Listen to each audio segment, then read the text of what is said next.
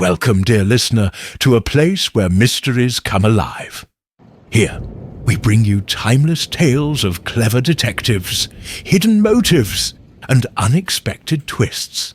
Whether it's the daring charm of Tommy and Tuppence, or the keen intellect of Poirot, every story invites you to think, to feel, and to solve the case. Stay curious, and welcome to Guardian of the Night Stories. The train from Calais pulled into the Gare du Nord with a hiss of steam and the squeal of iron wheels against iron rails. Hercule Poirot, immaculately dressed in a dark suit with a pearl grey waistcoat, descended to the platform with the careful precision that characterized all his movements. His waxed moustaches, pointing upward like the wings of some exotic bird, trembled slightly in the cold December air of 1928. Ah, Paris, he murmured to himself, adjusting his perfectly squared pocket handkerchief. The city of light, and it would seem, of darkness also. A telegram had reached him 3 days earlier at his London flat, brief and urgent. Poirot, stop, require your services immediately, stop. Vermeer stolen from Musée de la Croix. Stop, director found dead. Stop, French police baffled. Stop, will pay handsomely. Stop, reply soonest. Stop, Comtesse de Vigny. Comtesse de Vigny.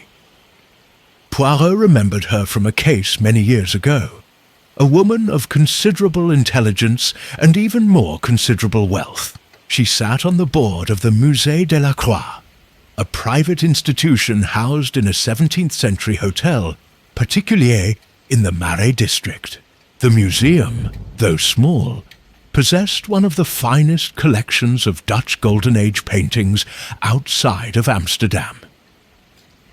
A porter approached, but Poirot waved him away with a gesture that was both dismissive and oddly graceful. He carried only a single valise, for he believed in travelling light. His grey cells, after all, required no luggage. Outside the station, a motorcar waited, a gleaming black Renault with a liveried chauffeur who stood at attention. Monsieur Poirot. That is correct. The Comtesse sends her regards. I'm to take you directly to the museum. As the motorcar navigated the crowded Parisian streets, Poirot gazed out at the city. It was late afternoon, and the winter sun cast long shadows across the boulevards. Christmas was approaching, and shop windows glittered with decorations. But Poirot's mind was already at work, turning over the few facts he possessed. A Vermeer stolen, the director dead, the French police baffled. These 3 facts were interesting, but it was the connections between them that would prove illuminating. A theft was one thing, a murder quite another.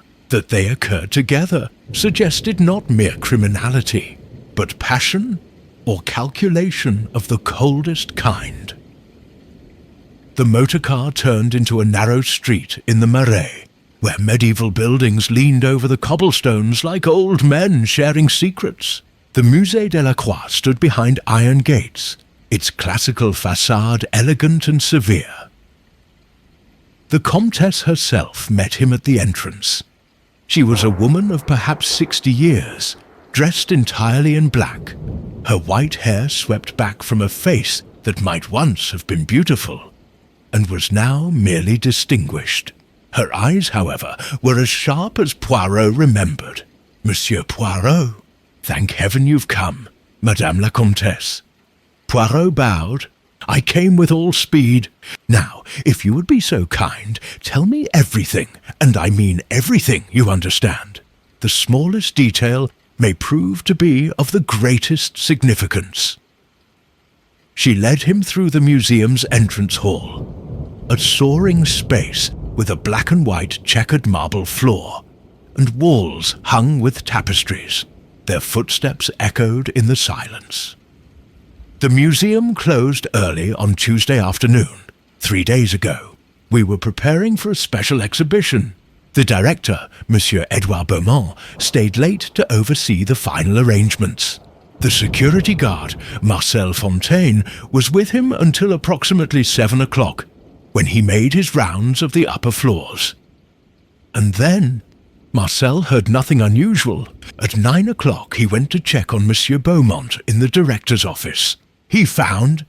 She paused, her composure wavering for the first time.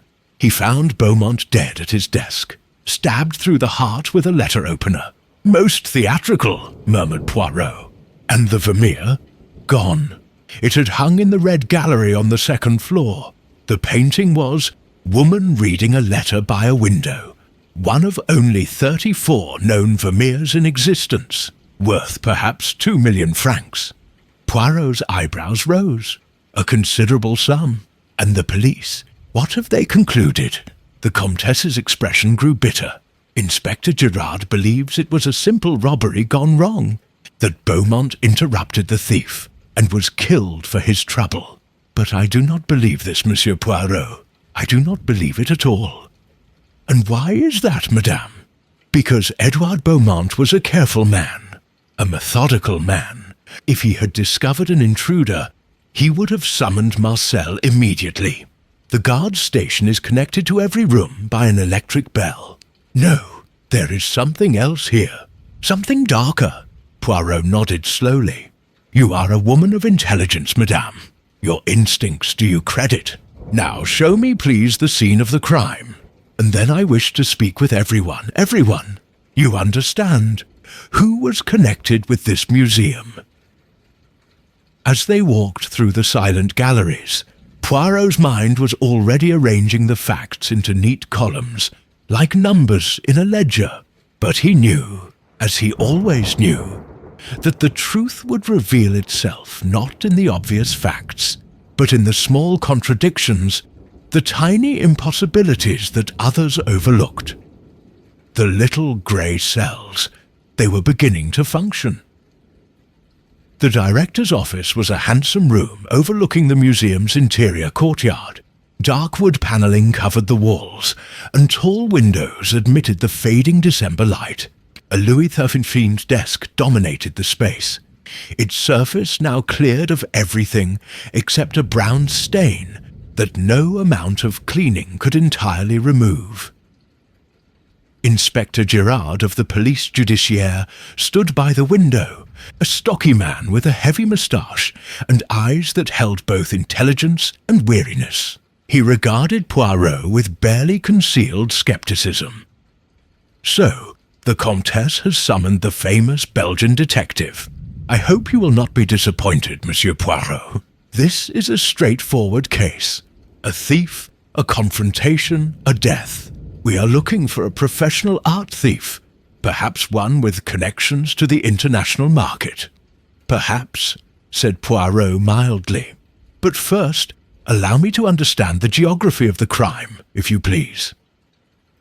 He moved slowly around the room, his hands clasped behind his back, his eyes taking in every detail. The desk faced the door. Behind it, a portrait of Cardinal Richelieu gazed down with austere disapproval. To the left, a filing cabinet stood open, its drawers slightly askew. To the right, a small safe was embedded in the wall, its door hanging ajar. The safe, said Poirot. It was open when the body was discovered. Yes, but nothing was taken from it. Only some papers, insurance documents, provenance records for the paintings. Interesting. And the letter opener, where was it normally kept? On the desk. Beaumont used it constantly for opening correspondence. Poirot bent down to examine the carpet beneath the desk. There are no signs of struggle. No, the killer struck quickly from behind. Beaumont never had a chance to defend himself. Poirot straightened, tugging at his moustache. From behind, you say? And yet the wound, it was to the chest, n'est-ce pas? Girard frowned. Well, yes, but nothing, mon ami. If one strikes from behind, one does not somehow manage to stab the victim through the heart from the front. This is a physical impossibility. The inspector's face coloured slightly. Perhaps Beaumont turned at the last moment, perhaps. Or perhaps something else entirely. Poirot moved to the window and gazed down at the courtyard below. Who discovered the body? The security guard, Marcel Fontaine. He's been with the museum for 15 years. A completely reliable man. I should like to speak with him. Marcel Fontaine was brought to the office, a thin, nervous man in his 50s, with the weathered face of someone who had spent his youth outdoors. He twisted his cap in his hands as he spoke. "I have told the police everything, monsieur. I made my rounds at 7 o'clock, as always. The museum was quiet. Monsieur Beaumont was in his office, working on papers for the exhibition. You saw him. I looked in through the door to say good evening. He waved to me, but he was absorbed in his work. And at 9 o'clock, Fontaine's voice dropped. I returned to check if he needed anything before I locked up for the night. The door was slightly ajar. I pushed it open and saw..." He swallowed hard. "I saw him slumped over his desk. At first, I thought perhaps he had fallen asleep. But then I saw the blood and the letter opener. Did you touch anything?" "No, monsieur. I ran immediately to telephone the police." "Most commendable. And during those 2 hours between your rounds, you heard nothing unusual? No sounds of a disturbance?" "Nothing. But I was in the basement for some of that time, checking the heating system. It has been temperamental lately." Poirot made a note in the small leather notebook he carried. "The Vermeer. When did you last see it in its place?" "During my 7 o'clock rounds. I specifically remember looking at it. The Red Gallery is on my route." "And when you discovered the body at 9 o'clock, did you go immediately to check on the painting?" Fontaine shook his head. "No, monsieur. I only learned of the theft when the police arrived and investigated. I was in such shock about Monsieur Beaumont." "Quite natural," murmured Poirot. He dismissed the guard with a gesture. "Now, Inspector, show me please this Red Gallery where the Vermeer hung." They climbed a narrow stone staircase to the second floor. The Red Gallery was a long rectangular room with crimson silk walls and a parquet floor that gleamed like honey. 8 paintings hung in the space. But on the wall facing the windows, there was an obvious gap. A rectangle of slightly brighter red, where the Vermeer had protected the silk from the fading effects of light. Poirot examined the wall carefully. The painting had hung on 2 hooks attached to a picture rail. There were no signs of damage, no scratches or marks to suggest it had been torn down hastily. "The thief had time," he observed. "Time to remove the painting carefully, methodically. This was not the work of someone in a panic. Unless," suggested Girard, "the thief removed the painting first and then encountered Beaumont. Possibly, but why would the director be in his office if a theft was occurring on the floor above? No, there is something that does not fit, something illogical." He moved to the window and looked out at the darkening sky. Below in the street, a lamplighter was making his rounds, touching his long pole to each gas lamp in succession. The warm glow pushed back the shadows. "Tell me, Inspector, about the people who work here. Who had access to the museum that evening?" Girard consulted his notebook. Besides Beaumont and Fontaine, there were 3 others who had keys and access. Mademoiselle Sophie Renard, the curator, Monsieur Henri Duval, the assistant director, and Madame Clotilde Beaumont, the director's wife, who occasionally used the museum's library for her research. The director's wife. She is a scholar? Of sorts. She writes articles about art history. Rather a cold woman, I'm told. The marriage was not happy. Ah, Poirot's eyes gleamed. Not happy. This is most interesting. And where was each of these people on Tuesday evening? Mademoiselle Renard was dining with friends at a restaurant in Montparnasse.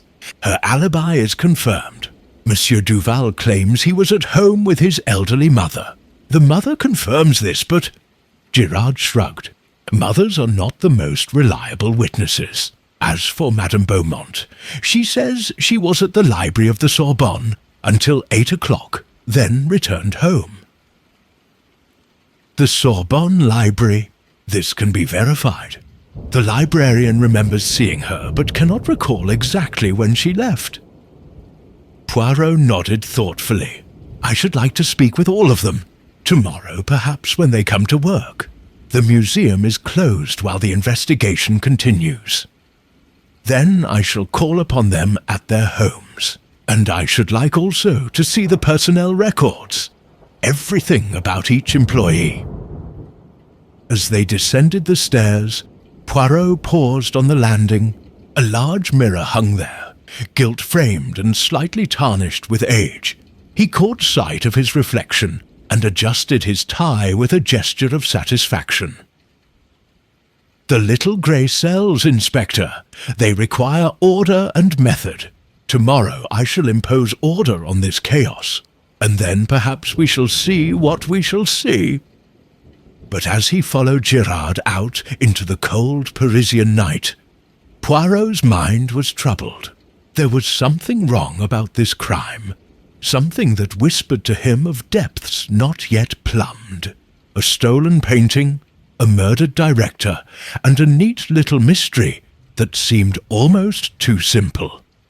And Hercule Poirot did not trust simplicity. In his experience, human nature was never simple. It was endlessly, dangerously complex. The Hotel Ritz, where the Comtesse had arranged accommodations for Poirot, was the epitome of elegant comfort. But Poirot, accustomed to luxury, paid little attention to the sumptuous furnishings of his suite. Instead, he sat in a high-backed chair by the window, a cup of tisane growing cold at his elbow, and arranged his thoughts. From his valise, he withdrew a stack of index cards, pristine white rectangles on which he would record every fact, every impression, every contradiction. Organization was the key to detection, just as order was the key to civilization. On the first card, he wrote, Edouard Beaumont, director, 52 years old, stabbed through the heart with his own letter opener. Time of death, between 7 and 9 p.m. Tuesday on the 2nd, the Vermeer, woman, reading a letter by a window. Removed carefully from Red Gallery between 7 and 9 p.m. No signs of forced entry or hasty removal. He stared at these two cards for a long moment, then added a third. The contradiction. How does a thief steal a painting upstairs while the director sits peacefully in his office below? If Beaumont knew of the theft, why did he not raise the alarm? If he did not know, how did the thief manage to kill him? This was the central puzzle, the knot that must be untangled. The following morning, after a breakfast of croissants and hot chocolate consumed with the fastidiousness that marked all his habits, Poirot set forth on his investigation. He had made appointments to call upon each of the 3 persons of interest, beginning with Mademoiselle Sophie Renard. The curator lived in a small apartment near the Luxembourg Gardens, on the 5th floor of a building that had seen better days. She answered the door herself. A woman of perhaps 35, with dark hair pulled severely back and intelligent, anxious eyes behind round spectacles. Monsieur Poirot, please come in. I have been expecting you. Her apartment was crowded with books. They lined every wall, stacked on tables, piled on chairs. The smell of old paper and dust hung in the air. She cleared a space on a worn sofa and offered him coffee, which he accepted. You understand, mademoiselle, that I must ask you certain questions. Some may seem impertinent, but I assure you they are necessary. I understand. I want to help. Monsieur Beaumont was a good man, and whoever killed him must be found. Tell me about him. What kind of man was he? Sophie Renard considered this. Dedicated, passionate about art, but also practical. He understood that a museum must balance scholarship with financial realities. Some of us, she smiled slightly, some of us are perhaps too idealistic. Edouard kept us grounded. He was well liked. Respected, certainly. Liked? That is more difficult to say. He could be stern, demanding. He had little patience for carelessness or incompetence. And Henri Duval, the assistant director, a shadow crossed her face. Henri is competent but ambitious. There was tension between them. About what? About the direction of the museum. Henri wanted to court more wealthy patrons, to hold elaborate galas and events. Edouard felt this commercialized the institution. They argued frequently. Poirot made a note. And Madame Beaumont? Did she visit the museum often? Occasionally. She used the library for her research. She and Edouard were... She paused, choosing her words carefully. They were not close. I believe there had been difficulties in the marriage. You say difficulties. Can you be more specific? Sophie hesitated. I should not gossip, mademoiselle. This is not gossip. This is investigation. A man has been murdered. His wife is naturally a person of interest. Very well. There were rumors that Edouard had grown attached to someone else. A younger woman. I do not know if it was true, but there was talk. And Madame Beaumont, was she aware of these rumors? I believe so. Women always know, Monsieur Poirot. We may pretend ignorance, but we know. After leaving Mademoiselle Renard, Poirot walked slowly through the Luxembourg gardens. The trees were bare, the flower beds empty, but there was a stark beauty in the winter landscape. He sat for a time on a bench, watching children sail toy boats on the pond, and thought about what he had learned. A marriage in difficulty, rumors of an attachment, tension between the director and his assistant. These were the raw materials of motive, but they were not yet coherent. They were threads that must be woven into a pattern. His next appointment was with Henri Duval. Duval lived with his mother in a respectable apartment in the 16th arrondissement. The assistant director was a man of about 40, handsome in a careful way, with sleek dark hair and manicured hands. He received Poirot in a drawing-room that spoke of genteel poverty. Good furniture that was slightly worn, good carpets that were slightly threadbare. Monsieur Poirot, the famous detective. I am honored, though I wish the circumstances were different. Indeed. Tell me, Monsieur Duval, about your relationship with the deceased. Duval's smile was tight. We worked together for 8 years. We did not always agree, but we were professional. You disagreed about policy? About many things. Edouard was old-fashioned. He did not understand that museums must evolve, must engage with the modern world. I advocated for changes he resisted. These disagreements, were they bitter? Sometimes, but not bitter enough for murder. If that is what you're suggesting. His voice had an edge now. I had no reason to kill Edouard Beaumont. His death has complicated my life considerably. As assistant director, I have had to assume his responsibilities during this crisis. It is exhausting. Where were you on Tuesday evening? Here, with my mother. She has been unwell. I spent the evening reading to her. And your mother? She can confirm this. Of course. Shall I summon her? An elderly woman was brought in, fragile and vague, who confirmed in a trembling voice that her son had been with her all evening. Poirot thanked her politely, but was not particularly convinced. Duval could have left the apartment and returned without her being aware. As Poirot prepared to leave, he paused at the door. One more question, if you please. The Vermeer that was stolen, it was very valuable, no? Priceless, literally irreplaceable. And the museum, it was insured for such a loss? Naturally, for 2 million francs. And who would receive this insurance payment? Duval's eyes narrowed. The museum, of course. The funds would be held in trust by the board, administered by the new director. And if you were to become director, which seems likely now, does it not?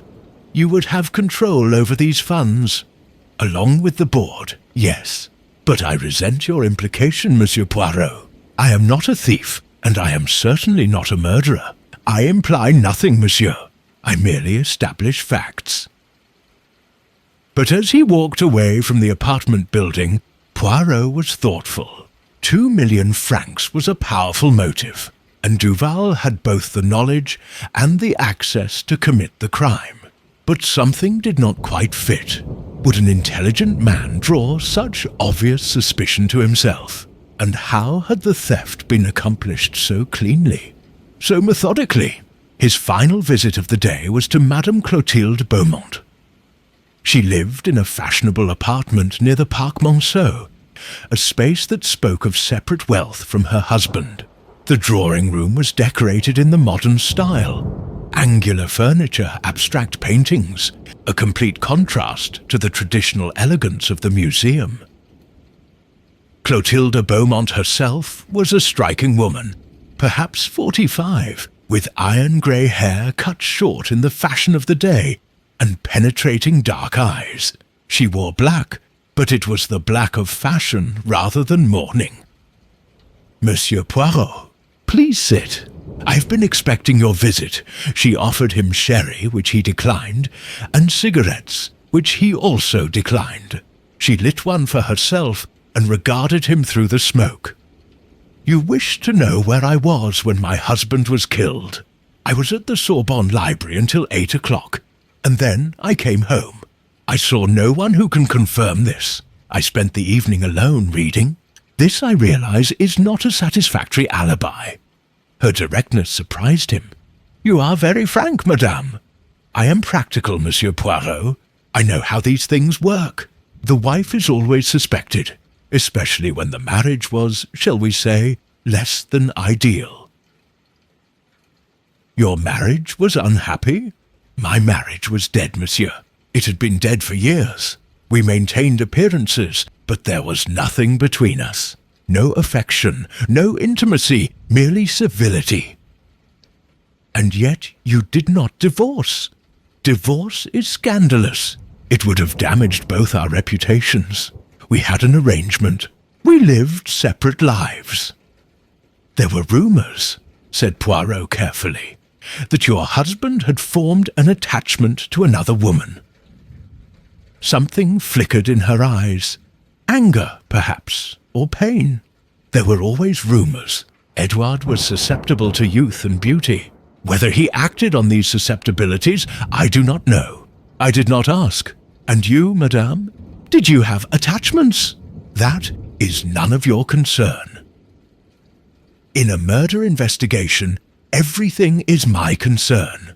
She stubbed out her cigarette with a sharp gesture. Very well. Yes, I had a friend. A companion. Someone who understood me. But it was not a scandal, and it had nothing to do with Edouard's death. Can you tell me about the Vermeer? Did your husband discuss the painting with you? Occasionally. He was very proud of it. It was the crown jewel of the collection. He used to say that as long as the museum had the Vermeer, it would be taken seriously by scholars. Did he ever mention concerns about security? No. The museum had a good system. Marcel was very conscientious. Poirot rose to leave. One final question, madam. Who inherits your husband's estate? I do. We made wills years ago, leaving everything to each other. His estate is modest. Some savings, his books. This apartment which we jointly owned. The museum paid him well, but we were not wealthy. Not truly wealthy. As he descended the stairs, Poirot's mind was working rapidly. 3 suspects, 3 possible motives. Duval had ambition and the promise of control over 2 million francs. Sophie Renard had appeared nervous. Was there something she was hiding? And Clotilde Beaumont, for all her frankness, had a coldness about her that was troubling. But none of it quite made sense. The theft required planning, knowledge, access. The murder seemed almost spontaneous. A letter opener seized in a moment of passion. How did these 2 acts fit together? And then there was the impossible geography of it all. The Vermeer on the second floor, Beaumont in his office on the ground floor. How had the thief been in both places? Unless Poirot stopped abruptly on the pavement, causing a woman behind him to collide with his shoulder. He apologized absently, his mind racing. Unless there had been two people. The next morning, Poirot received an unexpected visitor at his hotel. The concierge announced Mademoiselle Sophie Renard, and Poirot, though he had been about to go out, instructed that she be sent up. She appeared in his doorway breathless and agitated, quite unlike the composed woman he had interviewed the previous day. "Monsieur Poirot, forgive me for calling unannounced, but I must speak with you. Something has happened. Something terrible." He gestured her to a chair and waited while she composed herself. "Last night, someone broke into my apartment. You are certain it was a break-in? Nothing was disturbed?" "I am certain. I returned home late, after visiting my sister in Neuilly. When I unlocked the door, I saw immediately that someone had been there. My papers were scattered, my desk drawers were open, and this," she drew from her handbag a folded piece of paper. "This was pinned to my pillow with a knife." Poirot took the paper carefully. It was ordinary writing paper, and on it was printed in block capitals, "Stop asking questions, or you will be next." "You have been asking questions, mademoiselle. Only among the staff trying to understand what happened. I cannot believe someone would kill Edouard for a painting, no matter how valuable. I thought perhaps if I talked to people, I might learn something useful." "And did you learn anything?" She hesitated. "Perhaps. Marcel Fontaine mentioned something odd. On the evening of the murder, he says he saw a figure on the staircase as he came up from the basement. Just a shadow, really, moving quickly. He did not think much of it at the time. He assumed it was Edouard, but now he wonders." A figure, moving in which direction? Upward, toward the second floor. This was approximately 20 minutes before he discovered the body. Poirot's eyes gleamed. "This is most interesting. Why did Fontaine not mention this to the police? He did not think it important. He still does not think it important. He mentioned it to me only in passing, when I asked if he had seen or heard anything unusual. And now you have received a threatening note." Poirot paced the room. "Someone is afraid, mademoiselle. Afraid that you will discover something. You must be very careful." "I am not easily frightened, Monsieur Poirot." "That is admirable but foolish. You will go to the police and report this incident, and you will cease your private investigations. Leave the detecting to me, s'il vous plaît." After she left, Poirot sat for a long time, thinking. The threatening note suggested that someone was worried, that there were secrets yet to be uncovered, and the shadow on the staircase. This was the first concrete evidence that there had been another person in the museum that evening. He decided to pay another visit to Marcel Fontaine. Dicker, security guard, lived in a small house in Belleville, in a narrow street where children played in the gutters and women gossiped on doorsteps. Fontaine welcomed him with evident nervousness. "Monsieur Poirot, I did not expect, that is, I am honored. No need for ceremony, mon ami. I wish only to ask you a few more questions." "Please, be at ease." They sat in a kitchen that smelled of onions and wine. Fontaine's wife brought coffee, and then retreated, understanding that this was not a conversation for her ears. "Tell me about the shadow you saw on the staircase." Fontaine looked surprised. "How did you, Mademoiselle Renard? She had spoken to you." "Yes, I saw something, a movement in the darkness. I thought nothing of it." "Describe it precisely. Every detail, no matter how small." "It was approximately 8:30. I had been in the basement for perhaps 20 minutes, checking the boiler. When I came up, I saw a figure at the top of the stairs, moving toward the second floor. Just for a moment, you understand. The light was poor, a man or a woman. I cannot say with certainty. The figure was wrapped in a dark coat, tall or short, medium height, I would say, moving quickly but quietly. And you assumed this was Monsieur Beaumont. Who else could it be? I thought he was going to check something in the galleries. He did that sometimes, made rounds to ensure everything was in order. But you did not call out to him. No, I did not wish to disturb him. Poirot leaned forward. Think carefully, Marcel. Is there anything else you can tell me about this figure? Anything at all? Fontaine screwed up his face in concentration. There was a smell, just faintly. Perfume, I think.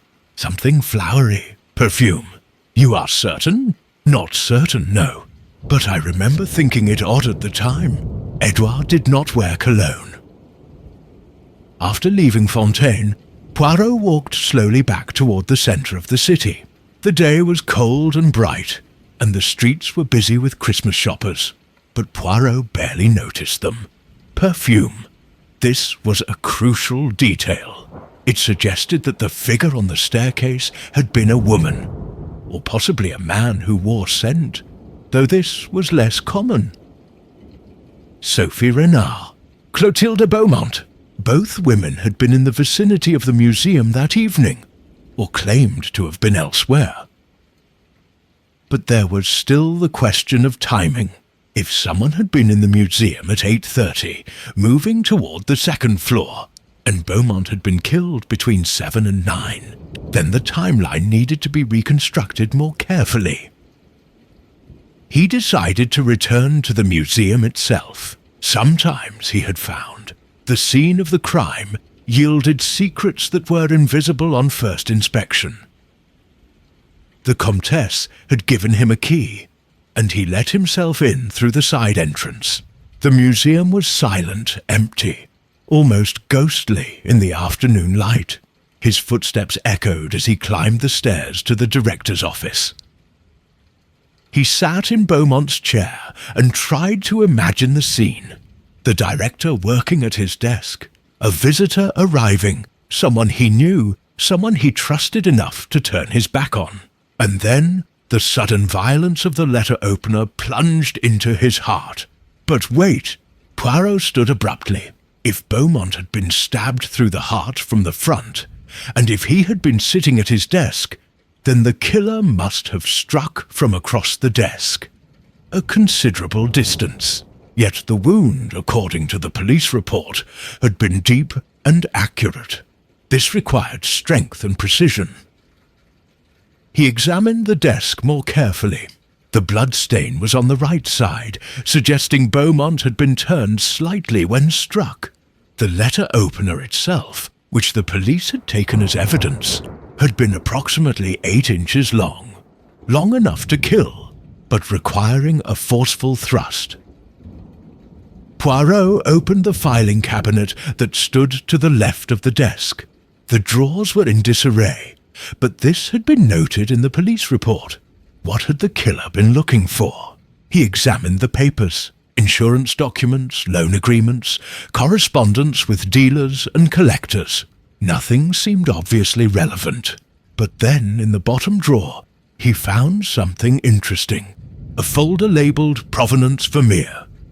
Inside were documents tracing the history of the painting from its creation in 1657 to its acquisition by the museum in 1913. Poirot read through them carefully. The painting had passed through various hands over the centuries. Aristocrats, merchants, collectors.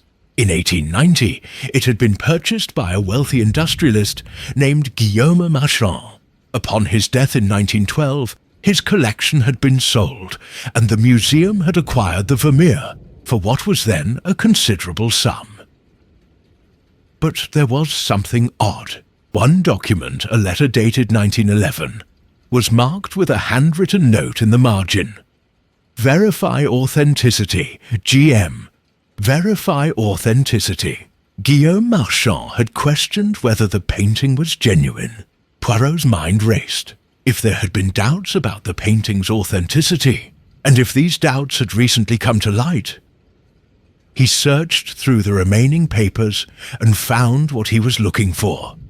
A letter dated 3 weeks earlier from a firm of art experts in Amsterdam. It was addressed to Beaumont and marked confidential. The letter was brief but devastating. Dear Monsieur Beaumont, further to your inquiry regarding the provenance of woman reading a letter by a window, we must inform you that our analysis of the pigments and canvas, based on the photographs and documentation you provided, raises serious questions about the attribution of this work to Johannes Vermeer. We would recommend a thorough technical examination, including X-ray analysis and infrared reflectography, before any future claims are made regarding the painting's authorship. We understand this will be disappointing news, but it is our professional duty to advise you of our concerns. Poirot sat back, his mind illuminated by sudden understanding. The Vermeer, or rather the painting attributed to Vermeer, was potentially a forgery. This changed everything. If Beaumont had been preparing to reveal that the museum's most prized possession was not genuine, the scandal would have been enormous. The museum's reputation would have been destroyed, the insurance would have been voided, and anyone connected with the original acquisition or authentication of the painting would have been professionally ruined. But who would have been most damaged by such a revelation? And suddenly Poirot knew he was looking at this crime from entirely the wrong angle. This was not about theft at all. It was about truth and the desperate lengths to which someone would go to conceal it. The discovery of the authentication letter transformed Poirot's understanding of the case. That evening, over a solitary dinner in his hotel room, he arranged and rearranged his index cards, creating new pattern, new connections. If the Vermeer was a forgery, or even if there were merely doubts about its authenticity, then the theft took on an entirely different character. It was not about stealing a priceless artwork. It was about removing evidence before that evidence could destroy reputations and fortunes. But whose fortune? Whose reputation? He needed to know more about the painting's history, about Guillaume Marchand, and about how the museum had acquired it in 1913. Tomorrow, he would visit the archives and trace the chain of ownership. But tomorrow came with new horrors. Poirot was awakened at 7 o'clock by an urgent telephone call from Inspector Girard. Poirot, there's been another death. Henri Duval, found dead in his apartment an hour ago. Poisoned, we believe. You'd better come immediately. Poirot dressed with unusual haste and took a taxi through the quiet morning streets. The 16th arrondissement was just stirring to life, and a few early risers walked their dogs in the grey dawn. Duval's apartment was crowded with police. The assistant director's body still lay where it had been found, slumped in an armchair in the drawing room, a brandy glass on the table beside him. His face was twisted in agony, and there was a smell in the room. Bitter almonds. Cyanide, said Girard grimly. In the brandy, most likely. The mother found him when she woke this morning.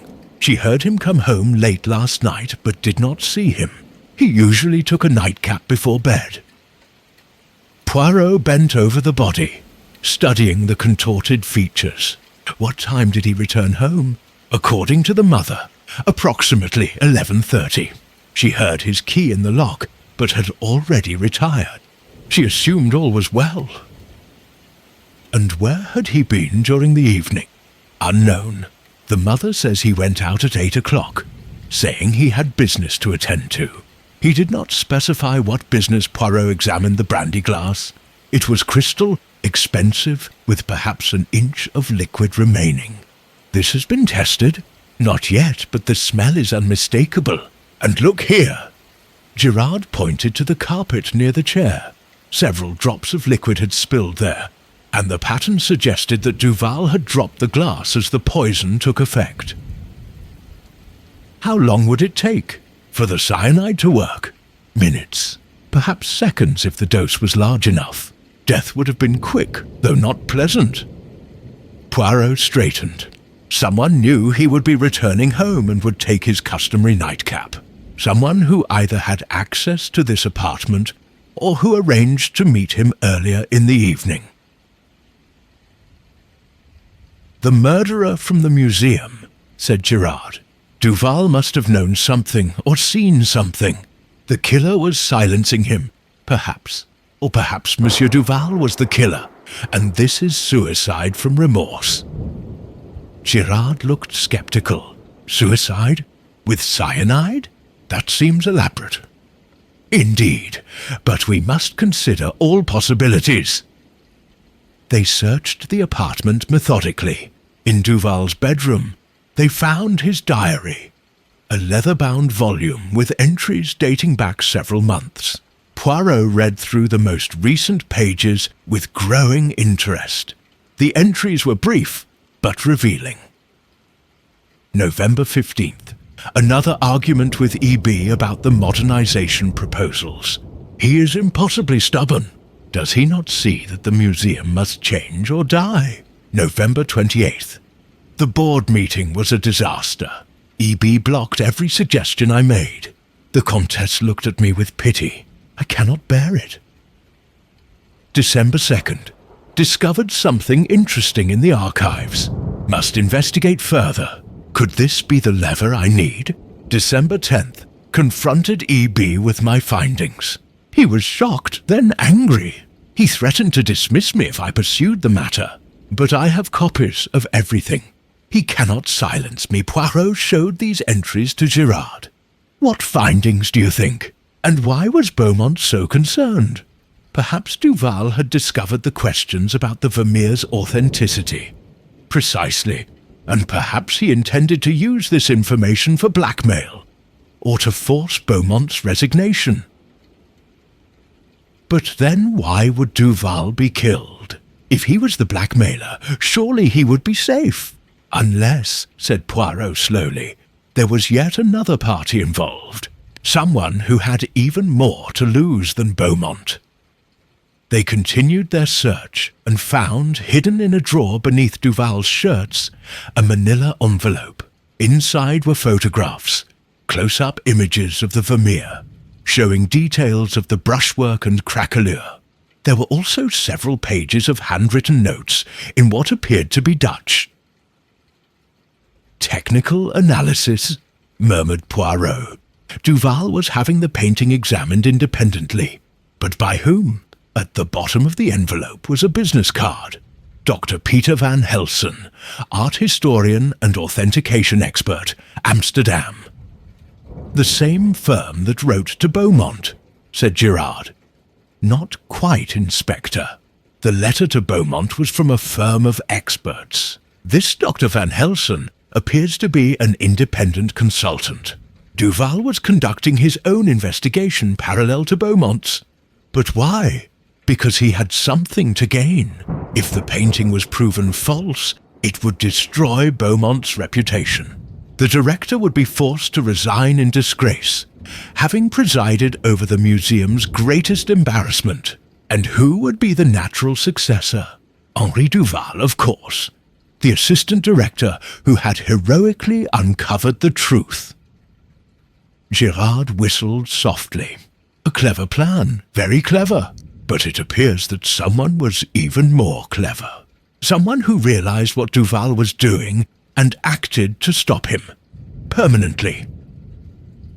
As they left the apartment, Poirot noticed the elderly Madame Duval being comforted by a neighbor. She was weeping quietly, her frail shoulders shaking. He approached her with gentle courtesy. "Madame, I am so very sorry for your loss. Your son was a man of intelligence and ambition. He was a good boy," she whispered. "A good son. Why would anyone hurt him? That is what I intend to discover. Tell me, madame, Did your son have visitors recently? Anyone who came to call in the past few days? He had so many friends, so many people. I cannot remember all of them. Think, please. Anyone unusual? Anyone who seemed anxious or upset? She wiped her eyes with a handkerchief. There was a woman 2 days ago. She came in the afternoon while Henri was at work. She said she was from the museum, that she needed to leave some papers for him. I let her in. Was that wrong? What did this woman look like? Young, pretty, dark hair. She wore glasses. She was very polite. Poirot exchanged glances with Girard. Sophie Renard, the inspector murmured. Perhaps someone disguised to resemble her. Poirot turned back to Madame Duval. This woman, did she go into your son's room? I think so. Yes, she said she would leave the papers on his desk. I was preparing lunch. I did not watch her. And how long was she here? 10 minutes, perhaps. No more. Long enough, thought Poirot, to plant the cyanide in the brandy decanter. Long enough to ensure that Henri Duval would never reveal what he knew. Outside in the cold morning air, Girard lit a cigarette with shaking hands. 2 murders, Poirot. We must move quickly before there is a third. Indeed. But first, we must understand the connections. We must know what Duval discovered and who else knows of it. He paused. I think it is time I paid a visit to the Comtesse de Vigny. She is on the museum board. She would have been involved in the acquisition of the Vermeer in 1913.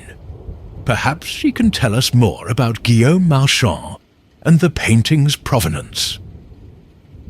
As they walked toward Girard's car, Poirot's mind was working with furious intensity. 2 deaths, both connected to the museum, both connected to the Vermeer, and somewhere in the tangle of relationships, secrets, and ambitions, there was a killer who had struck twice and might strike again. The little grey cells, they were working at full capacity now, and they were beginning to glimpse a pattern. A terrible pattern of deception that stretched back not days, but decades. The Comtesse de Vigny received Poirot in her elegant salon overlooking the Seine. She had aged visibly in the days since he had first arrived in Paris, and there was a weariness in her eyes that spoke of sleepless nights. Monsieur Poirot, I have heard about Henri Duval. This is a nightmare. When will it end? Soon, madam. Very soon, I think. But I need your help. I need you to tell me about 1913, when the museum acquired the Vermeer. She looked surprised. 1913? But what can that possibly have to do with... Everything, madam, please. Tell me about Guillaume Marchand. The Comtesse moved to the window and gazed out at the grey river below. Guillaume Marchand. I have not thought of that name in years. He was a wealthy industrialist, a collector of Dutch paintings. When he died in 1912, his heirs had no interest in his collection. They wanted only to liquidate it quickly. And the museum purchased the Vermeer? Yes, it was the crown jewel of Marchand's collection. The board was unanimous in voting to acquire it, even though the price was considerable. We borrowed money, sold other pieces. It was seen as a triumph. A small private museum acquiring a genuine Vermeer. Who authenticated the painting at that time? She frowned, thinking. There was an expert from Berlin. His name was Hoffmann, I believe. Klaus Hofmann. He provided a certificate of authenticity. And this certificate, where is it now? In the museum's archives, I presume. Along with all the other provenance documents. Poirot made a note. Tell me, madam, who on the current board would have been involved in that acquisition? Only myself. I was young then, newly appointed to the board by my late husband. The other board members from that era have all passed away or resigned. So you are the only person still living who was present when the painting was acquired? Yes, understanding dawned in her eyes. You think this is about the acquisition? You think there was something wrong even then? I think, madame, that there may have been doubts about the painting's authenticity from the very beginning. Doubts that were suppressed or ignored because the museum needed a masterpiece to establish its reputation. The Comtesse sank into a chair. Guillaume Marchand himself had questions. I remember now. There were letters, back and forth with Hoffmann. Marchand wanted additional verification, but Hoffmann was adamant. He staked his reputation on the attribution. And where is this Hoffmann now? Dead. He died in the war, I believe. 1917 or 1918. How convenient, murmured Poirot. And Marchand's heirs. They would have no knowledge of these doubts. The heirs cared nothing for art. They simply wanted the sale completed. They never asked questions. Poirot rose and began to pace. So we have a painting whose authenticity was questioned by its owner. We have an authenticator who staked his reputation on its genuineness. We have a museum that desperately needed a masterpiece. And we have a sale that was rushed through before questions could be properly investigated. Are you saying the museum knowingly acquired a forgery? Not knowingly, perhaps, but perhaps not as carefully as they should have. And now, 15 years later, modern scientific methods are revealing what should have been discovered then. But why would anyone kill to conceal this? Yes, it would be embarrassing, but not merely embarrassing, madam. Catastrophic. The museum's reputation would be destroyed. The insurance would be voided. 2 million francs that the museum has already claimed. Criminal charges might follow for insurance fraud. And those who were responsible for the acquisition, even if they acted in good faith, would be professionally ruined. The Comtesse's face had gone pale. You mean me? You were on the board, madam. You voted to acquire the painting. If it were revealed to be false, your judgment would be questioned. Your position in the art world would be compromised. Are you suggesting that I... She stood abruptly. How dare you? I summoned you to solve this crime, not to accuse me of murder. Please, madame, compose yourself. I accuse no one, yet. I merely establish facts and motives. You must understand that everyone connected with this museum is under suspicion. She turned away from him, her shoulders rigid with anger. I loved Edouard Beaumont like a son. I would never have harmed him. And Henri Duval, whatever his faults, did not deserve to die. But you see, madam, this is the puzzle. Who benefits from these deaths? Not you. You have lost 2 valued colleagues. Not Madame Beaumont. She has lost a husband, however estranged. Not Sophie Renard. She loved her work and her director. Who then? Who gains from this catastrophe? The Comtesse shook her head. I do not know. I truly do not know. After leaving the Comtesse, Poirot walked for a long time along the Seine. The pieces were beginning to arrange themselves in his mind, but there were still gaps, still illogicalities that troubled him. He stopped at a café and ordered tisane. While he waited, he drew out his notebook and wrote down everything he knew. The Vermeer is possibly a forgery, or at least there are serious questions about its authenticity.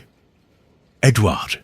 Beaumont discovered this and was preparing to investigate. Furthermore, Henri Duval also discovered this and was conducting his own investigation, possibly for personal gain. Both men are now dead.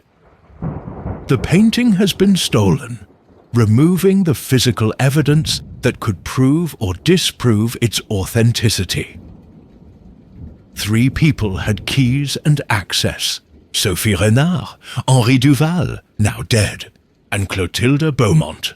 A figure, possibly a woman, was seen in the museum around the time of the murder. Someone broke into Sophie Renard's apartment and left a threatening note. Someone, possibly Sophie Renard, or someone disguised as her, visited Duval's apartment and likely planted the poison. But there was something else. Something he was missing, a connection he had not yet made. He thought about the letter opener, a weapon of opportunity, suggesting an unplanned moment of violence. But the theft of the painting had required planning, preparation. How did these two things fit together? Unless, and here Poirot's eyes widened, unless the murder had been planned all along, but disguised to look spontaneous. He paid for his tisane and hurried back to his hotel.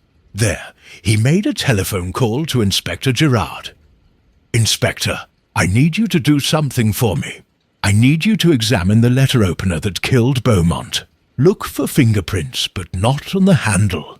Look for prints on the blade itself, near the point." "The blade? But why would there be prints there?"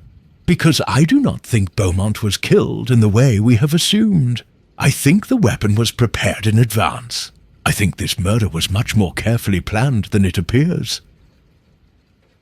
There was a pause. "You're saying someone deliberately wiped the handle clean but forgot about the blade?" "Precisely. Or rather, they wiped the handle because that is what murderers always do. They watch, they read, they know that fingerprints betray. But they did not think about the blade, because the blade was never touched during the murder itself. I don't understand. You will, mon ami. You will. Please do as I ask, and call me as soon as you have results." Poirot spent the rest of the afternoon in his room, thinking. The shadows lengthened, and the December twilight crept across the Paris rooftops. He did not turn on the lights. He sat in the darkness, letting his mind work through every possibility, every permutation. At 7 o'clock, the telephone rang. "Poirot, it's Gerard. You were right. There are prints on the blade, partials, but clear enough, and they match prints we found in the museum." "Whose prints?" "Sophie Renard's." Poirot was silent for a long moment. Then he said quietly, "Merci, Inspector. Now, I think it is time to bring Mademoiselle Renard in for questioning. But do so gently, s'il vous plaît. I do not think she is the killer. I think she is a pawn, or perhaps a victim." "What do you mean?" "I mean that someone has been very clever, Inspector.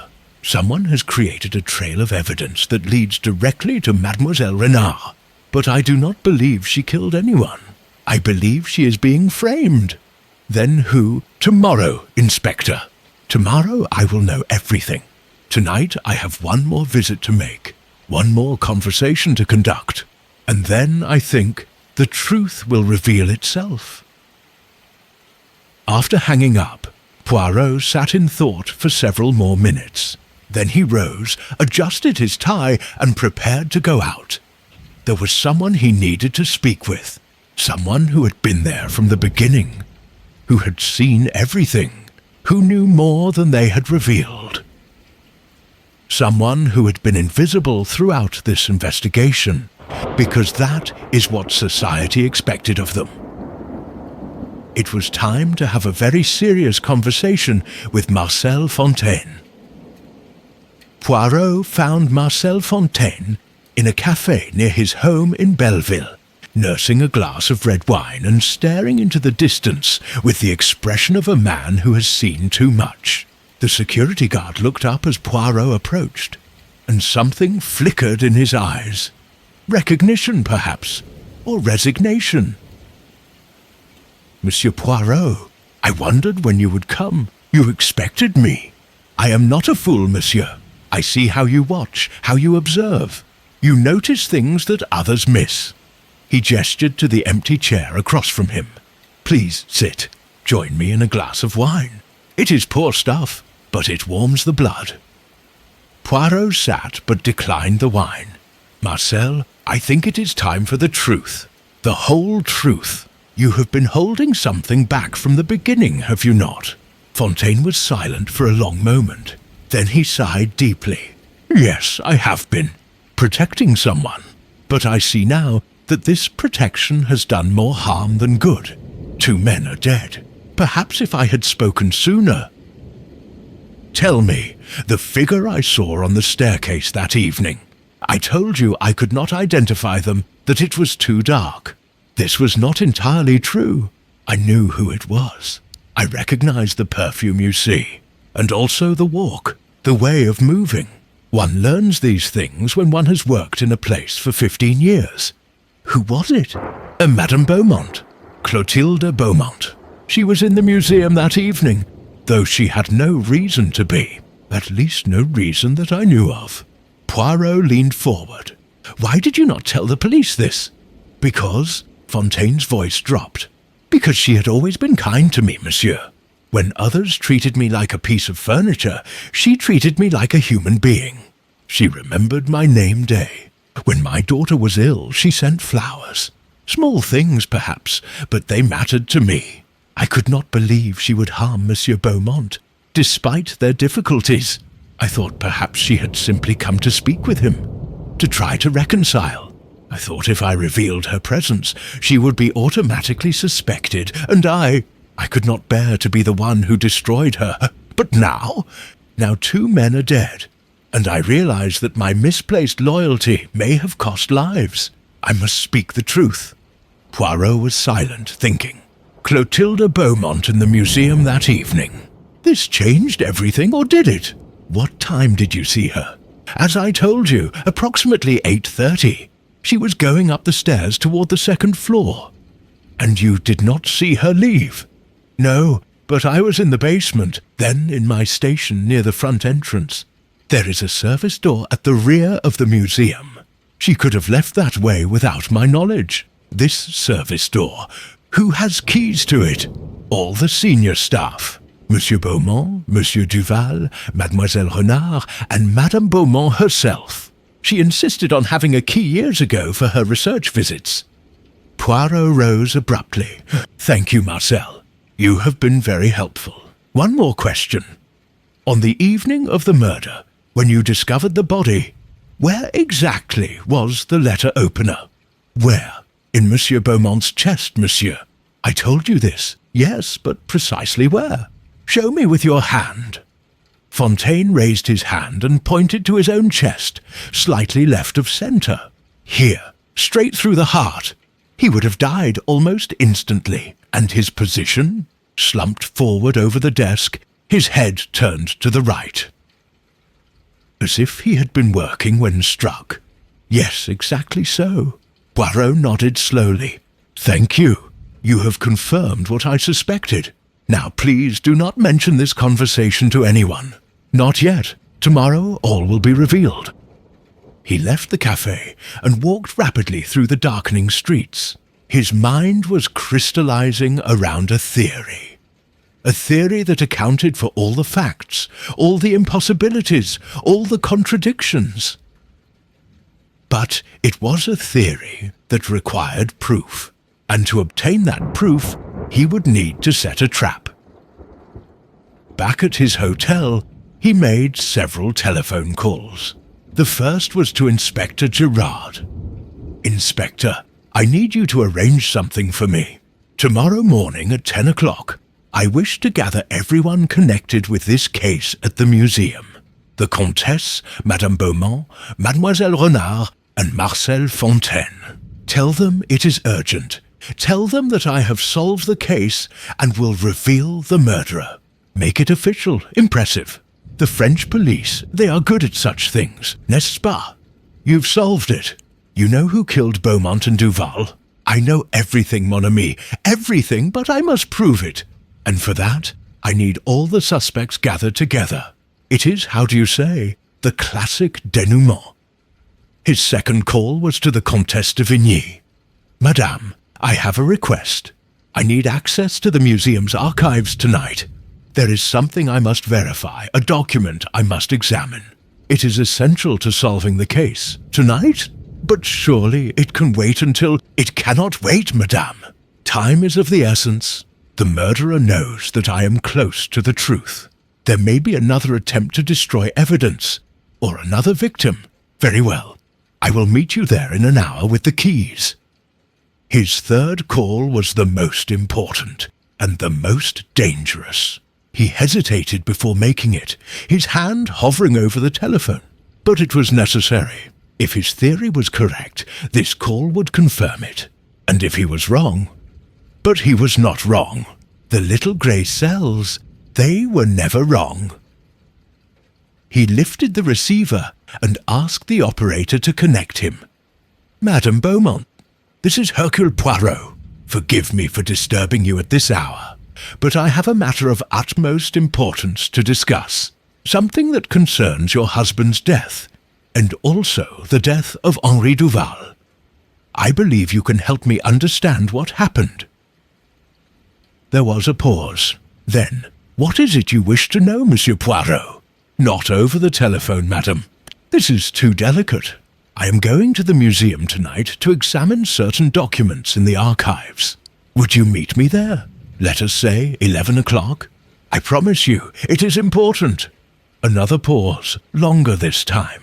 Then, very well, 11 o'clock. But why this hour, Monsieur Poirot? Why not tomorrow? Because, madam, I believe the murderer knows that I am close to discovering their identity. I believe they may attempt to destroy evidence tonight.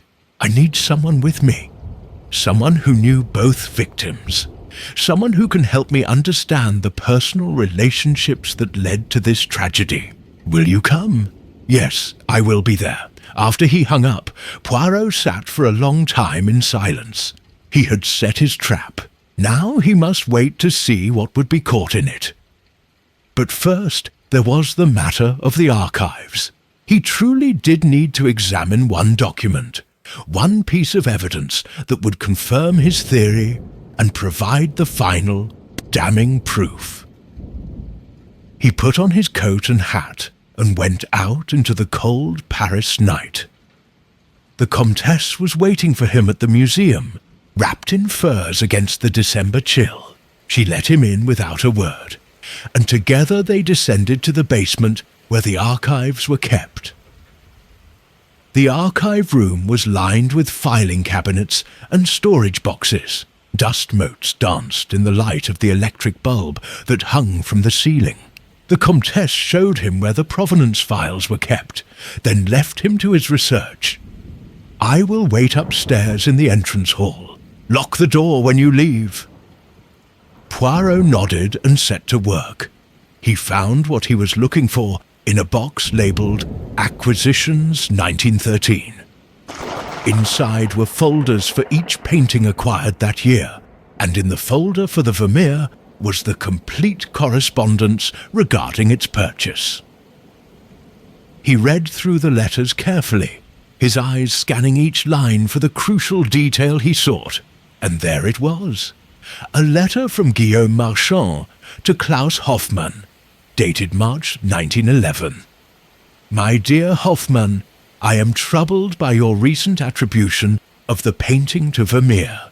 While I respect your expertise, I must tell you that I have consulted with Dr. Abraham Bredius in Amsterdam, and he has expressed reservations. The Créquelure pattern is not typical of Vermeer's work, and there are questions about the pigments used. I do not wish to doubt your judgment, but I must have absolute certainty before I include this painting in my collection catalogue. Can you provide additional documentation of the provenance? Are there any early references to this work in historical records? I await your reply. And Hoffmann's response, dated April 1911. My dear Marchand, Bredius is an old fool who sees forgeries everywhere. I stand by my attribution completely. The painting is unquestionably by Vermeer, and any doubts on this matter are baseless. I have staked my professional reputation on this judgment. As for provenance, the painting has been in private collections since the 18th century, and has not been widely published.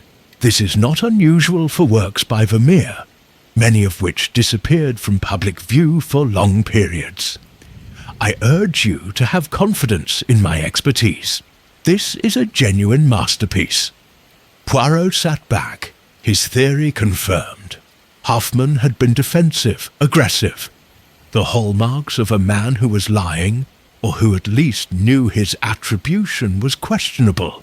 And after Hoffmann's death in 1918, There had been no one to challenge the attribution or to reveal his doubts.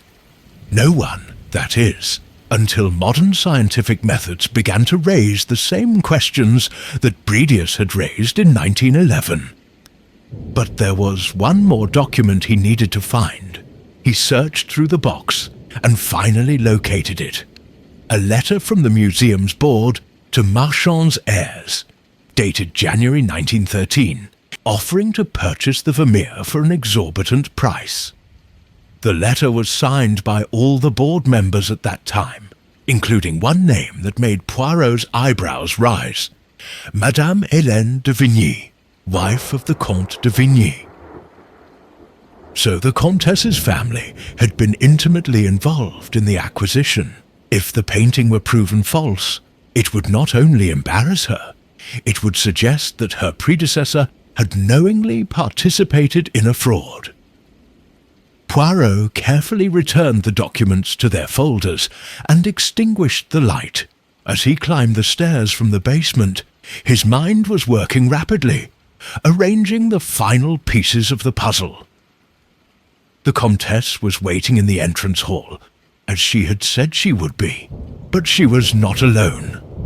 Standing beside her, elegant in a dark coat, was Clotilde Beaumont. "Monsieur Poirot," said Madame Beaumont, "the Comtesse told me you would be here. I thought I would come early. I hope you don't mind." "Not at all, madame." Poirot's voice was pleasant, but his eyes were watchful. "In fact, it is most convenient. There is something I wish to discuss with both of you." "Then discuss it," said the Comtesse impatiently. "It is late and I am tired of all this mystery." Poirot smiled, a small, knowing smile. "Very well. Let us go to the director's office. It is appropriate, I think, that the solution to this mystery be revealed where it began." They climbed the stairs together, 3 figures in the silent museum, and as they walked, Poirot began to speak. "You asked me to solve a mystery, Madame la Comtesse, a murder and a theft. But what I have discovered is something much more complex. Not merely a crime, but a web of deception that stretches back decades. A web in which everyone has been caught, victim and perpetrator alike." They reached the office, and Poirot gestured them to chairs. He himself remained standing, his hands clasped behind his back. The theft of the Vermeer. This was not the motive for the murder. It was merely the consequence. The murder itself, the killing of Edouard Beaumont, was committed to prevent the revelation of a terrible truth: that the museum's most prized possession was not what it claimed to be. The Comtesse gasped. "You mean—" "I mean that the Vermeer is almost certainly a forgery, or at the very least, a work incorrectly attributed to Vermeer. Beaumont discovered this, you see. He had the painting examined by experts in Amsterdam, and they raised serious questions about its authenticity. He was preparing to announce this discovery, to remove the painting from display, to begin the painful process of investigating how such an error could have occurred. But that would have destroyed the museum's reputation," whispered the Comtesse. "Precisely, and someone could not allow that to happen. Someone who would be professionally or personally ruined by such a revelation. Someone who had everything to lose." He turned to face them both, his eyes moving from one woman to the other. "The question is, which of you killed Edouard Beaumont?" The silence in the director's office was absolute. Outside, the sounds of Paris, the distant rumble of traffic, the echo of voices, seemed to belong to another world.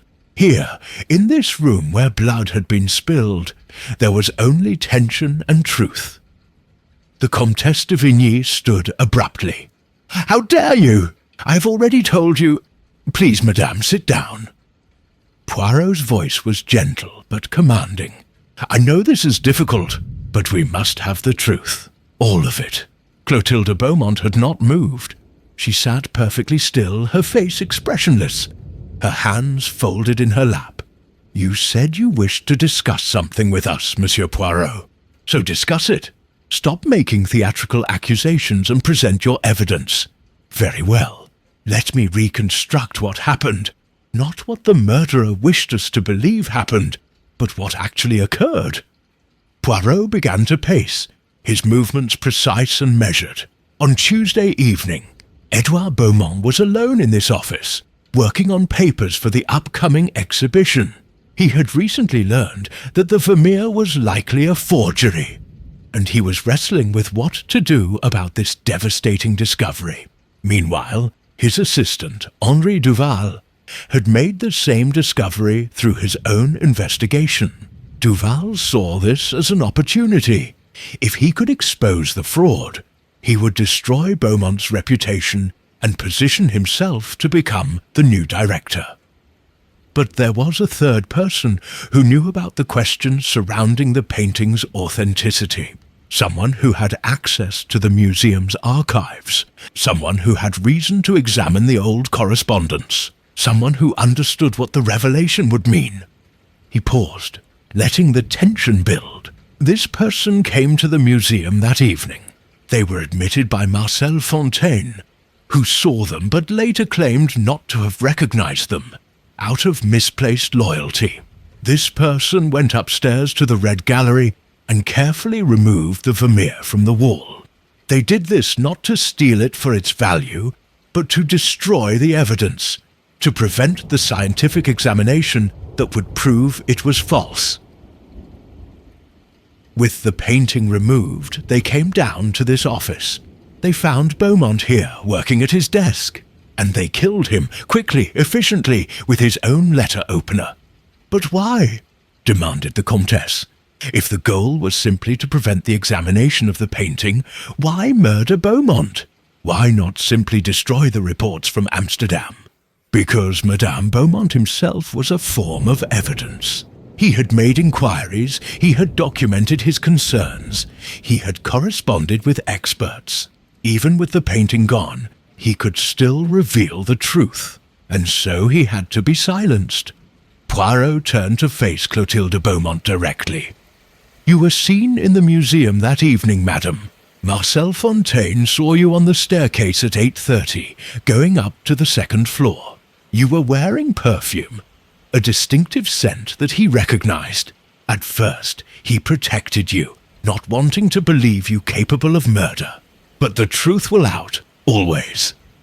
Clotilde's face remained impassive. I was not in the museum that evening. Marcel is mistaken or lying. I think not, madam.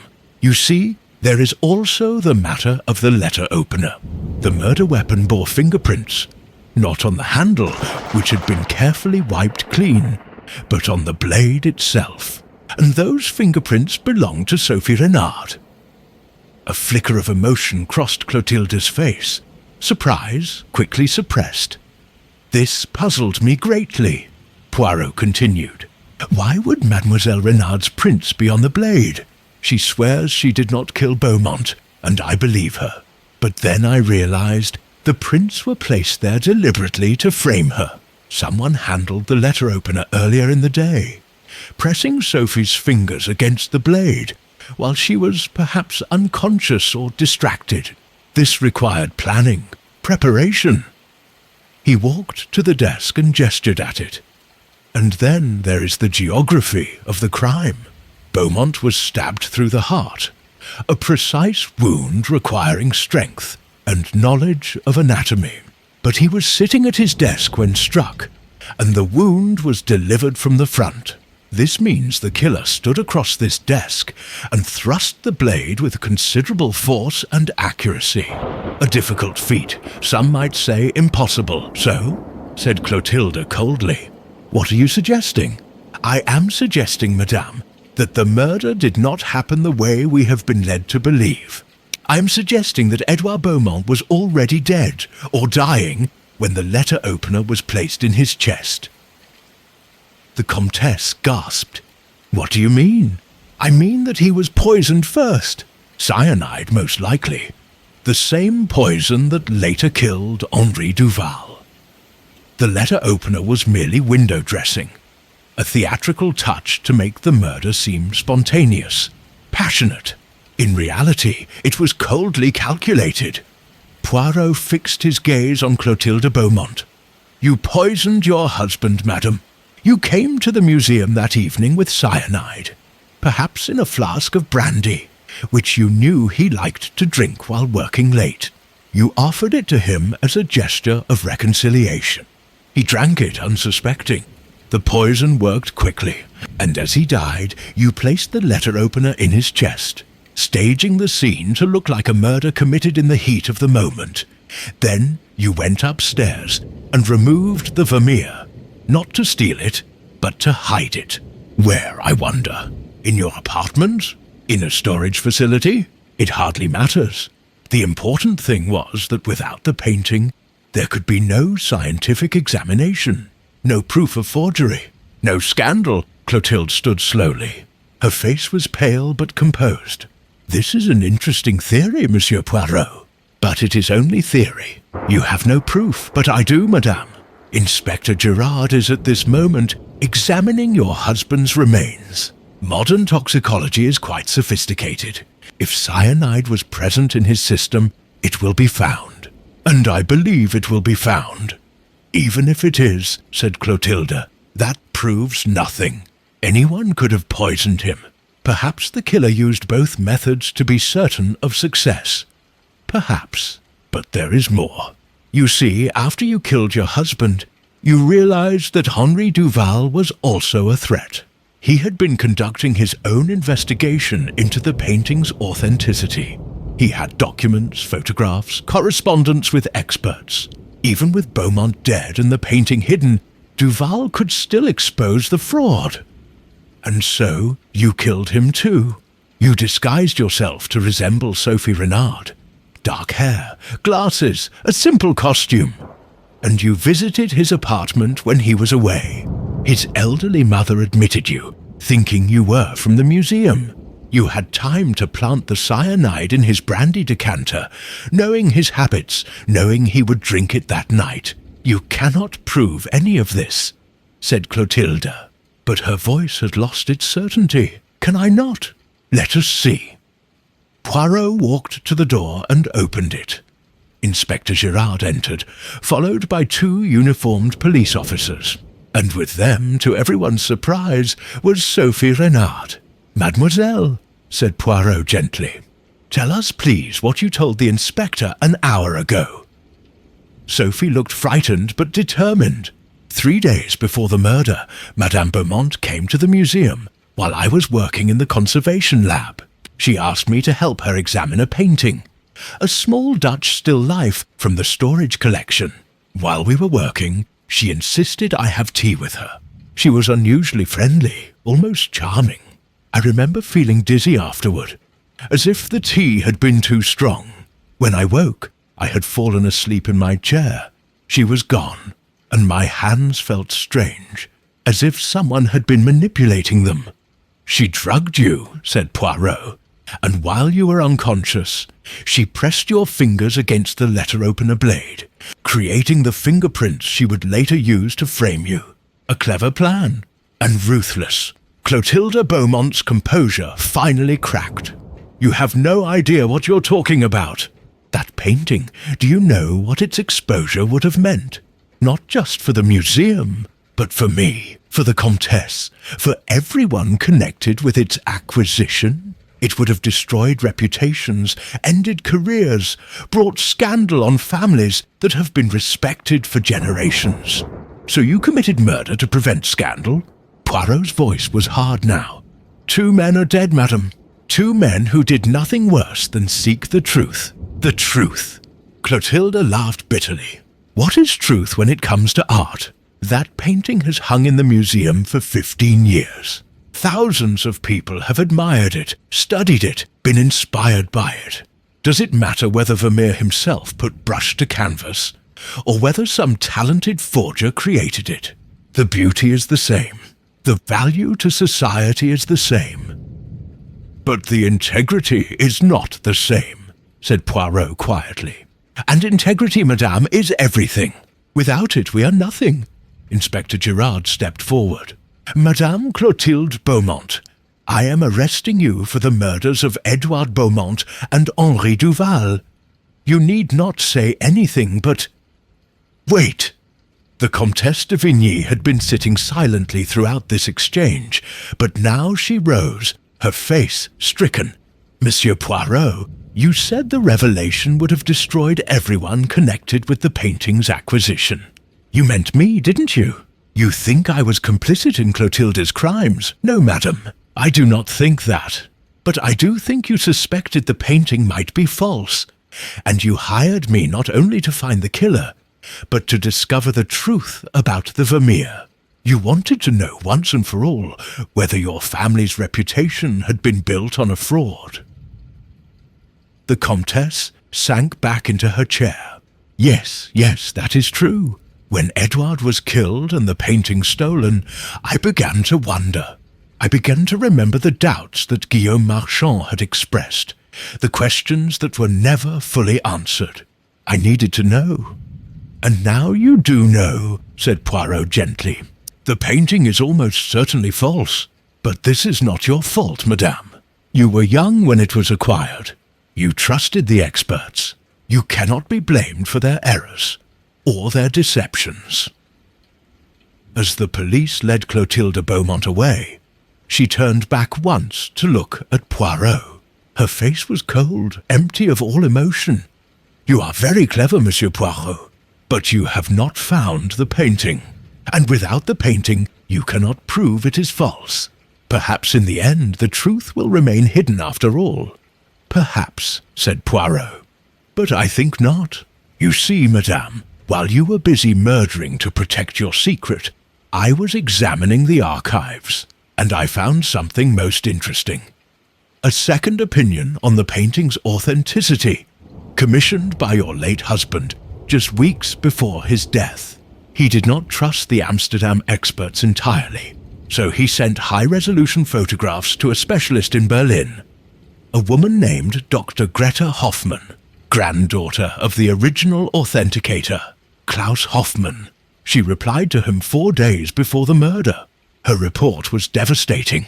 Using modern spectroscopic analysis, she was able to prove conclusively that the pigments used in the painting were not available before 1800.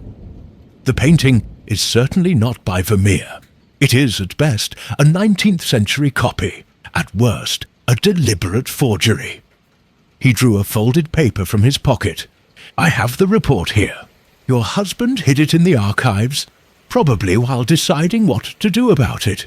You killed him before he could act on this knowledge. But the truth, madam, has survived. It always does. Clotilde Beaumont said nothing. She simply turned and walked away between the police officers, her head held high, a woman who had gambled everything on a lie and lost. The following morning, Poirot sat in the Comtesse's salon, drinking excellent coffee and eating a croissant. Outside, the December sun shone weakly through the clouds, and the Seine flowed grey and cold past the windows. Inspector Girard had just arrived with the final pieces of the puzzle. The laboratory has confirmed it, Poirot. Edouard Beaumont's body showed traces of cyanide. Not enough to kill him immediately, but enough to incapacitate him. The letter opener was thrust into his heart while he was dying from the poison. A double murder method, as you suspected. And the painting? Found in a storage locker Madame Beaumont had rented under a false name. She wrapped it carefully, as if planning to keep it indefinitely. We have it back now, though I'm not sure what the museum will do with it, knowing what we know. The Comtesse set down her cup with a sharp clink. The museum will display it honestly, as an interesting example of a 19th century imitation of Vermeer. We will not hide the truth, no matter how embarrassing. The scandal will be considerable, but we will survive it. You have courage, madam, said Poirot approvingly. Eh, many would choose continued deception. I have had enough of deception, Monsieur Poirot. My family's association with this museum has been stained by this affair. The only way to cleanse that stain is with absolute honesty. Sophie Renard had also been summoned to this meeting, and she sat quietly in a corner, still looking somewhat overwhelmed by the events of the past week. "I still cannot believe it," she said softly. "Madame Beaumont always seemed so civilized, so controlled." "The civilized veneer, mademoiselle, is often the thinnest," said Poirot. "Beneath it, human passions rage as wildly as they ever did. Pride, fear, the desperate need to protect one's position in society. These are powerful forces. For Clotilde Beaumont, the revelation that the painting was false would have meant more than professional embarrassment. It would have meant the final destruction of her identity. You see, she had built her entire reputation as an art historian on her association with the museum and its collection. Her articles, her lectures, her standing in intellectual circles. All of it rested on the assumption that she had special knowledge, special access to masterpieces like the Vermeer. If the painting was proven false, her entire life's work would be called into question. She would be seen as a fraud, even though she had not knowingly deceived anyone. She could not bear it, and so she chose murder over revelation. 2 men died so that she could preserve a lie. But surely she must have known she would be caught eventually, said Gerard. Perhaps, or perhaps she thought she was cleverer than she was. She had planned carefully. The poisoning, the staged murder scene, the framing of Sophie Renard, the theft of the painting. It was all quite sophisticated, if not for the small details.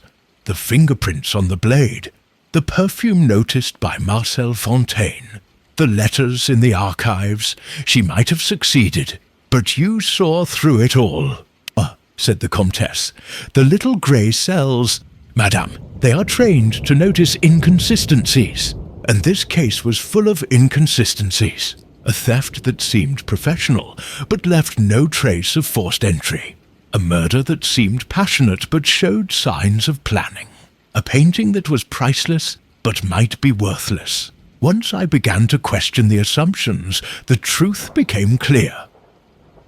Sophie Renard leaned forward. Monsieur Poirot, what will happen to the museum now? Will it survive this scandal? I believe it will, mademoiselle. Scandals pass, but good work endures.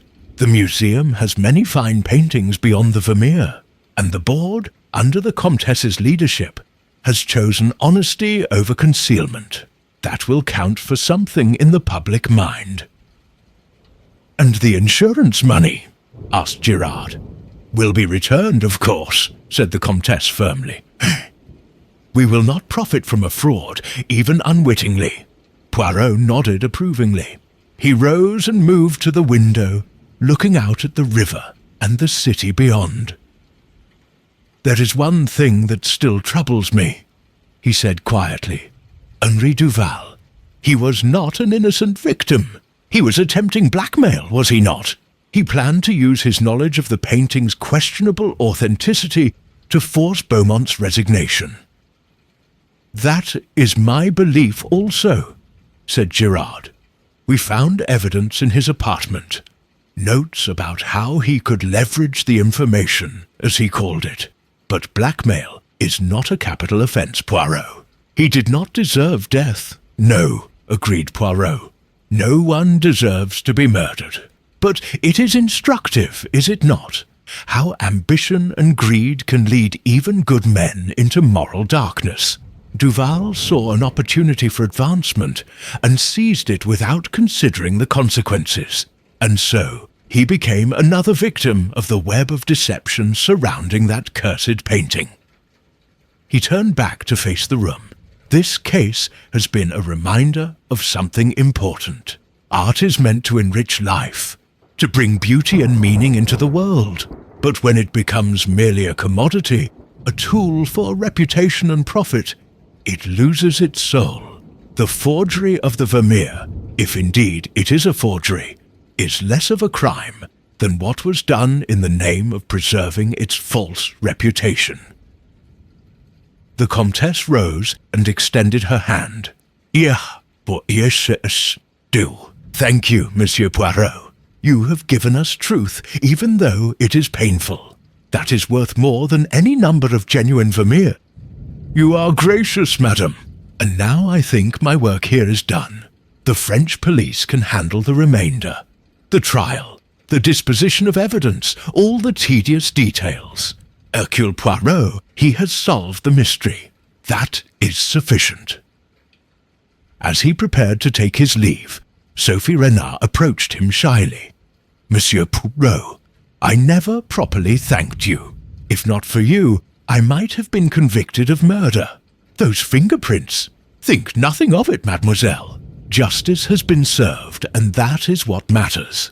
But perhaps in the future, you will be more careful about accepting tea from people you do not entirely trust.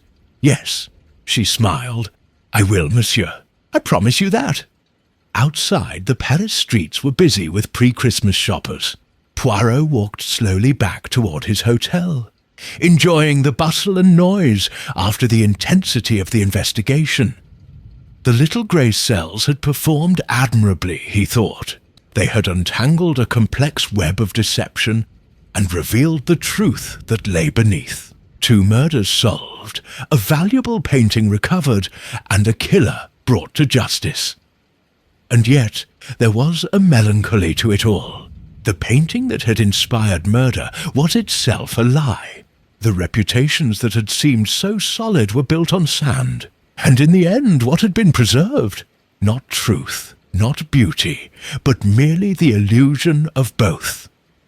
Still, that was the way of the world. Hercule Poirot could not change human nature. He could only reveal it in all its flawed complexity. He thought of Clotilde Beaumont, now sitting in a cell awaiting trial, a woman of intelligence and culture, reduced to murder by pride and fear. How sad it was, how unnecessary. But such thoughts were unproductive. The case was closed, and soon he would return to London, to his comfortable flat and his orderly life. The chaos of Paris would be left behind, and order would be restored, as it should be, as it must be. Hercule Poirot smiled to himself, adjusted his moustaches, and walked on through the winter afternoon. 3 months later, in early March, Poirot received a letter from Paris. It was on elegant stationery, and the handwriting was firm and clear. Dear Monsieur Poirot, I write to inform you of developments since your departure. The trial of Clotilde Beaumont concluded last week. She was found guilty on both counts of murder and sentenced to life imprisonment. Throughout the trial, she maintained her composure and showed no remorse. I found this more disturbing than if she had broken down. The painting that caused all this tragedy has been examined by experts from 3 countries. Their conclusion is unanimous. It is not by Vermeer, but is rather a competent 19th century copy, possibly created as an academic exercise rather than with fraudulent intent. The original authenticator, Klaus Hoffmann, appears to have been either incompetent or willfully blind. We will never know which. The museum has weathered the scandal better than I feared. We have reorganized the collection and mounted a new exhibition titled Truth and Attribution in Art. The false Vermeer is displayed prominently with a full explanation of its history and our error. Rather than damaging our reputation, this honesty has enhanced it. We are now seen as an institution of integrity. Sophie Renard has been promoted to acting director. She is young for the position, but she has shown remarkable strength and wisdom. I believe she will serve the museum well. Marcel Fontaine has retired. The events affected him deeply, and he said he could no longer bear to work in a place where such terrible things had occurred. We gave him a generous pension. It was the least we could do. As for me, I continue on the board, though I have reduced my active involvement. I am old, Monsieur Poirot. and this affair has reminded me that pride and deception can flourish even in institutions I thought were above reproach. It has been a humbling lesson.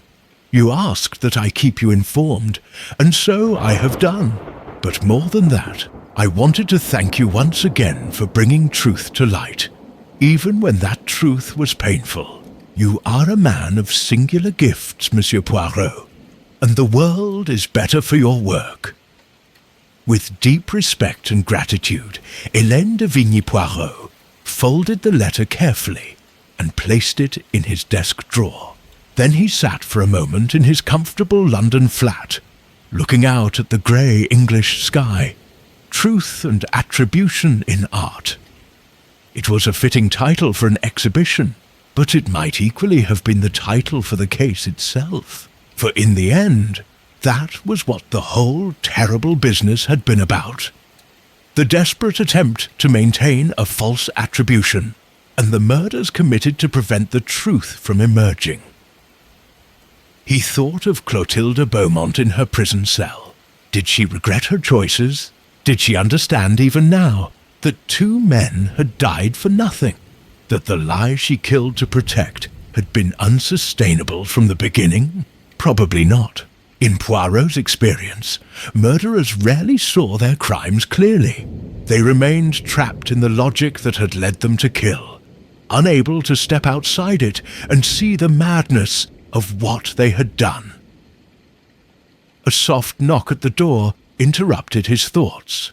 His valet entered with the afternoon tea tray, Earl Grey, precisely steeped, with 2 thin slices of lemon and 3 lumps of sugar.